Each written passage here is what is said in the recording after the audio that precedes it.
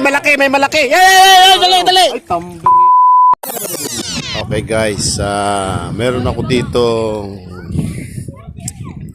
nakita naghihila, no? Yan. So, unang-una,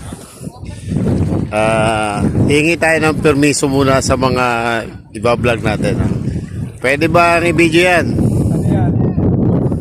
Okay. So, ano ba yung hinihila nyo guys? Ito po yung tatawag na hila-hila. Hila-hila. Okay, so tanungin naman natin itong isa. Ano ba yung mga nahuhuli natin sa hila-hila? Puta ko yan. Isda. May pusit. Pusit. Oh. Halo-halo isda. Ayan. So bakit may mga nakalawit na yan? Ano ba yan? Kasi ko sa ahon to. Bakit may nakalawit?